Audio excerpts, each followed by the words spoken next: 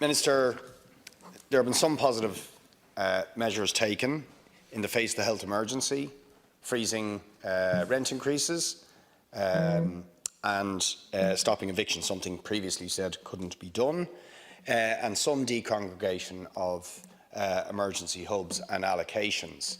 But why couldn't it have been done before if it can be done now? Is it going to be permanent for those people, or people who've been given welcome own-door accommodation? Will they stay in that once the pandemic is over? And can I really put it to you that, because I really thought about this today when I saw a really obnoxious video about the sort of tale of two COVIDs in this country when it comes to housing.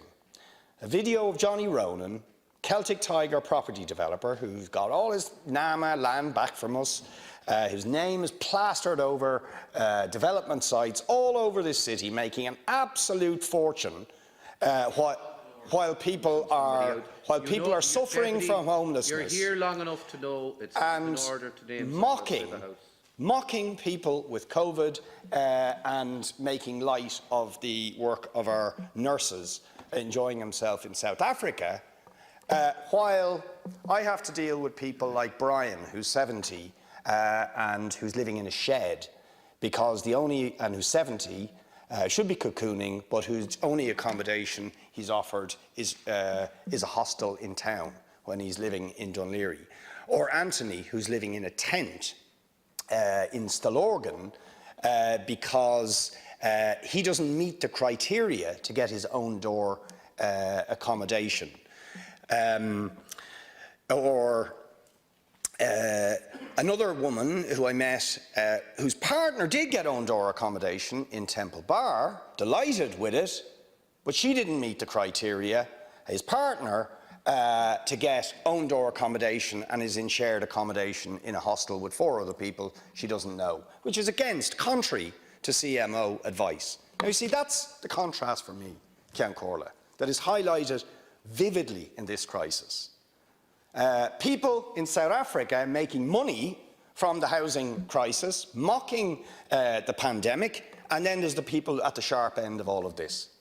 And I just hope, Minister, and want to know that the policies now are going to change, that this has changed your attitude towards housing provision, that it should not be about people like these Celtic Tiger developers and speculators, but it should be permanent measures to eliminate the housing crisis and things like co-living.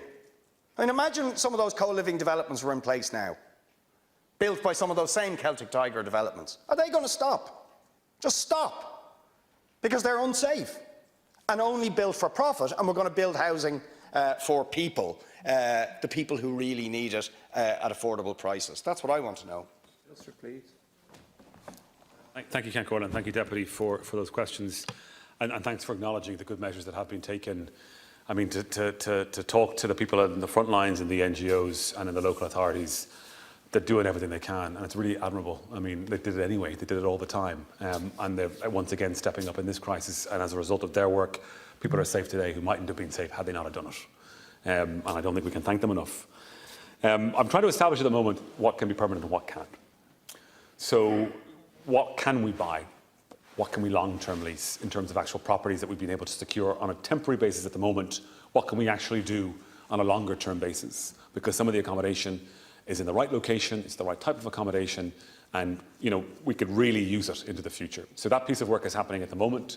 I've asked the NGOs to give me their inputs from the different NGO bodies that are service delivery providers, and also the Dublin Regional Homeless Executive, so that as we lift the restrictions, that we can hold on to as much as we can. Now, we won't be able to hold on to all the hotel spaces, we know that. So that might be the first challenge that we'll face in terms of where the people who are in hotels look to open back up again if they can, and when they can, where they will go. And the second piece is around what we've been able to secure that might have been used for short-term letting, shouldn't have been, and won't be into the future. Can we now secure it for long-term leasing for ourselves, for people either in emergency accommodation or people on the social housing list?